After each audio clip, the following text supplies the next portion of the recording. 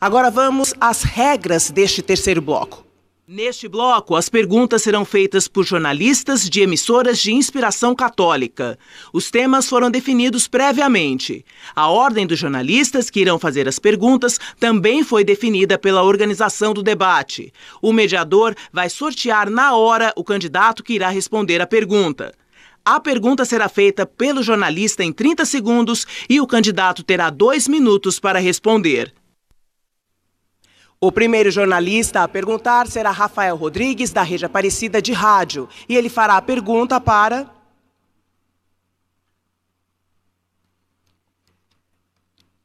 candidato Fernando Haddad. Rafael, 30 segundos para a sua pergunta. Olá, uma boa noite a todos. O tema da minha pergunta será migração.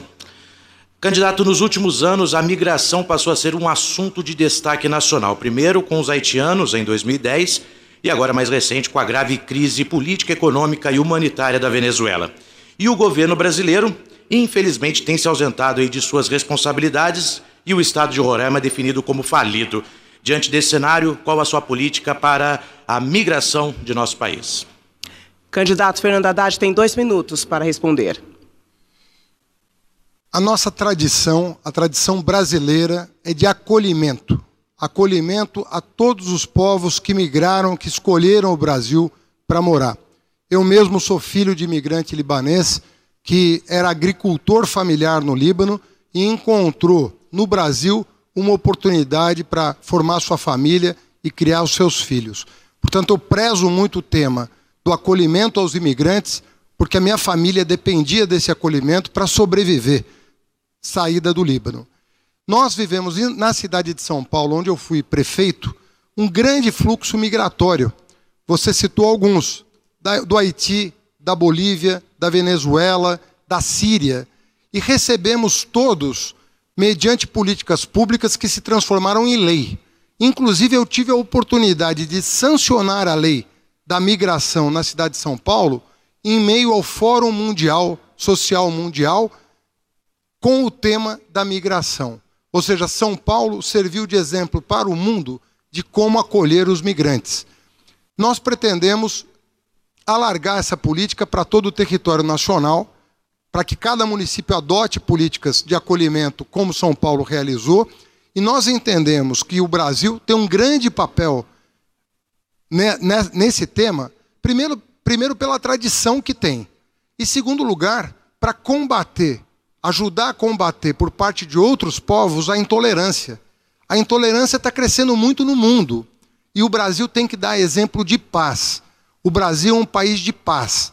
Nós temos que cultivar a paz interna e a paz com os nossos vizinhos. Recrudescer a violência não vai levar a lugar nenhum. Os países que optaram pela violência colheram violência. O Brasil tem que plantar paz para colher paz. E para isso nós precisamos cuidar e acolher.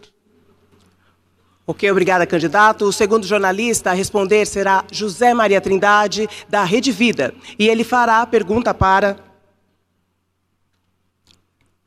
candidato Henrique Meirelles. José Maria, 30 segundos.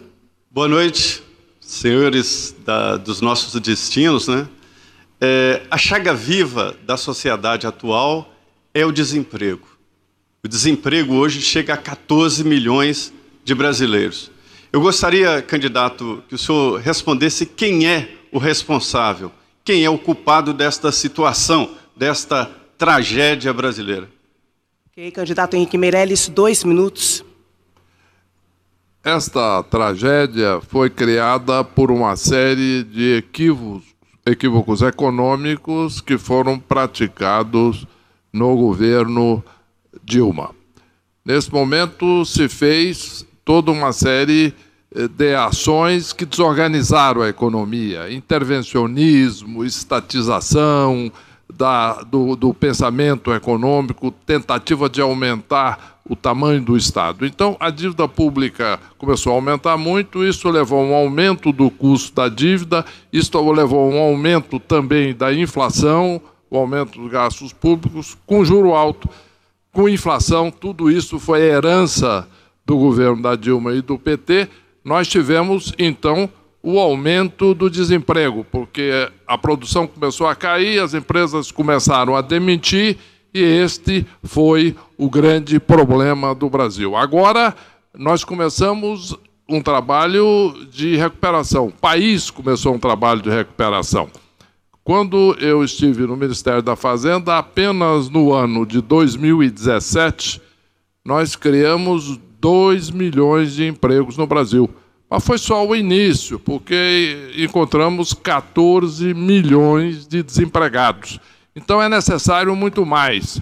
Por isso, eu sou candidato a presidente da República para, em 4 anos, criar 10 milhões de novos empregos no Brasil, como já tive oportunidade de fazer em outra época. Portanto, agora sim, como presidente, adotando as políticas corretas. O que é necessário? Crescimento da economia. Para isso é uma política econômica de quem entende, de quem tem competência, experiência e mostrou que sabe fazer. A partir daí, existe a expansão dos empregos, além do reinício das obras públicas, que também empregam. Tempo esgotado. Agora é a vez da jornalista Luara Castilho, da TV Aparecida. E ela fará pergunta para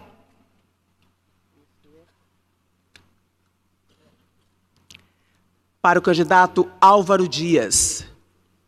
Luara, 30 segundos para pergunta. Boa noite a todos, boa noite ao candidato. Minha pergunta é sobre segurança. O Brasil registrou ao menos 26 mil assassinatos só no primeiro semestre deste ano. A violência seguida de morte também refletida em números nos confrontos policiais. Em 2017, foram mais de 5 mil mortes. Dados estatísticos apontam que os confrontos atingem principalmente crianças, jovens e até mesmo os policiais. Diante dessa violência, qual a sua proposta para a segurança pública do Brasil? 2 minutos para a resposta, candidato. Primeiramente, antes de responder à indagação, afirmar que a primeira providência é substituir esse sistema de governança corrupto, porque com ele nenhuma das nossas propostas serão executadas. Em relação à segurança, uma política de Estado de segurança pública que elenca 3 itens fundamentais: financiamento, capacitação e indução de políticas corretas. No entanto, é preciso restabelecer a autoridade. Quando a autoridade não se impõe, a marginalidade se sobrepõe e avança, os marginais se consideram mais poderosos do que as autoridades constituídas. É por isso que se fala em tolerância zero contra o crime. Começamos pela faixa de fronteira, 17 mil quilômetros de fronteira aberta ao tráfico de drogas e ao contrabando de armas.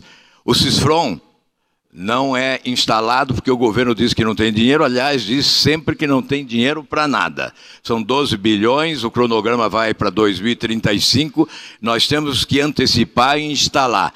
Armamento pesado não pode chegar às mãos erradas, às mãos dos bandidos, porque lá explode a violência. Tem que chegar nas mãos corretas dos policiais nesse enfrentamento contra o crime. O bandido no Brasil tem que voltar a ter medo da lei. E é desta forma, investindo em inteligência, integrando as instituições policiais na faixa de fronteira, o Exército, a Polícia Federal, a Polícia Militar, a Polícia Civil e a Receita Federal, valorizando os profissionais da segurança pública que devem ser bem remunerados em razão do risco que enfrentam no dia a dia no combate à corrupção. Nós entendemos que dinheiro no orçamento que não for aplicado em segurança pública deve se responsabilizar o presidente. Tempo esgotado. A próxima pergunta será feita pelo jornalista Francisco Vilela, da TV Horizonte. E ele fará a pergunta para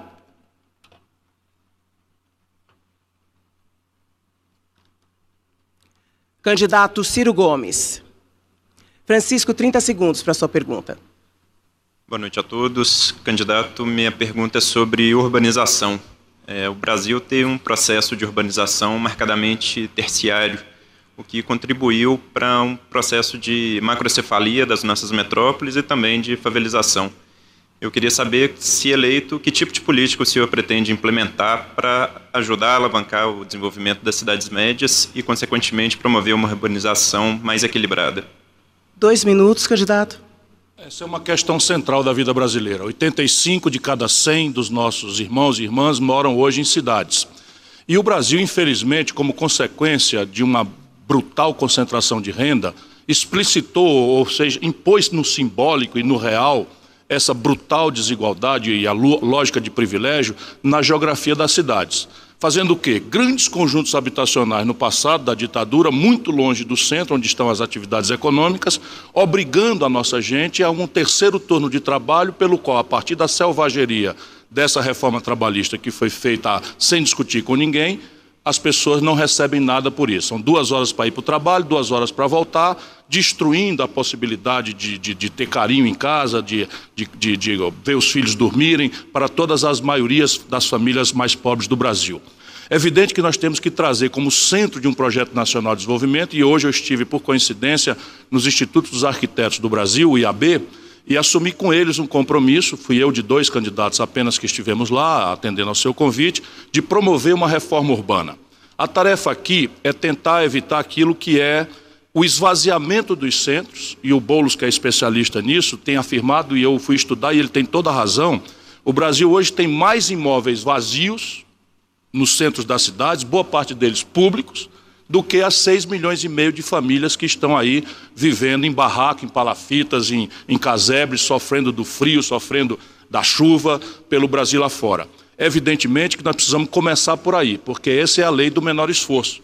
Se você já tem um patrimônio público, qualificar, adaptar isso, para fazer com que as populações sem teto possam vir, e até as populações que trabalham nos centros das cidades, virem morar perto dos seus trabalhos. Isso é uma coisa que está muito bem pensada no meu projeto de governo, e para esse tipo de intervenção há muito dinheiro no mundo disponível para bons projetos. Agora é a vez do jornalista Nelson Henrique Batistotti, da TV Imaculada. E ele fará a pergunta para...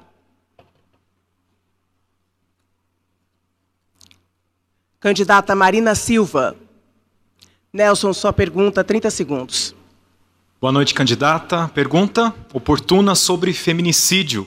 O Ministério dos Direitos Humanos divulgou o balanço de janeiro a julho de 2018 do Ligue 180 e registrou 27 feminicídios, 51 homicídios, 547 tentativas de feminicídio e 118 tentativas de homicídio, além dos relatos de violência que ultrapassam mais de 79 mil.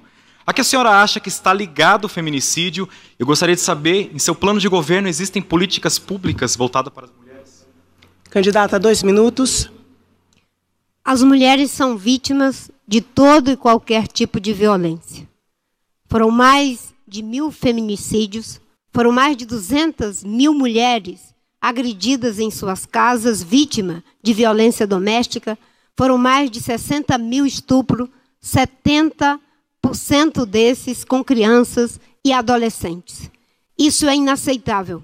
Além de mulheres receberem salários menores, terem todo tipo de discriminação na hora de procurar um emprego para poder trabalhar. Nosso programa vai combater a violência, a discriminação contra as mulheres. Eu fiz questão de ir no Instituto Maria da Penha, me comprometer com as propostas de combate à violência contra a mulher. Para isso, nós vamos punir o feminicídio, combater toda e qualquer forma de discriminação, fiscalizando com o Ministério do Trabalho em relação a salários desiguais. Nós vamos ajudar as mulheres a ter autonomia, porque uma das formas de sofrer a violência é depender do agressor. E nós vamos fazer com que as mulheres possam voltar a trabalhar e estudar, oferecendo 2 milhões de vagas em creches para que elas possam deixar os seus filhos.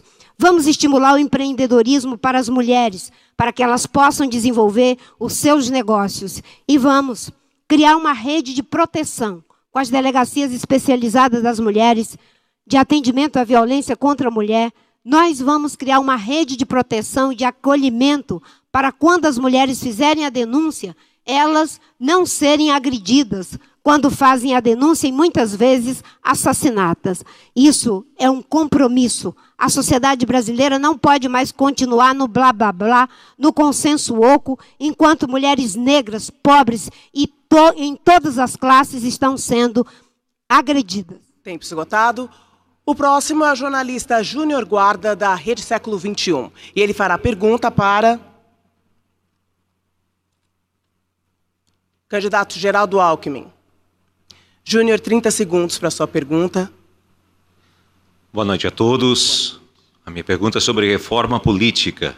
Senhor candidato, o Brasil atravessa hoje uma das maiores crises de sua história, seja no âmbito econômico como nas diversidades políticas. Na sua opinião, uma reforma política se faz necessário diante desse cenário de crise e qual a sua proposta de governo em relação a esta reforma? Obrigada, Júnior. Candidato, 2 minutos para a resposta. Responder ao Júnior dizendo que a reforma política ela é essencial.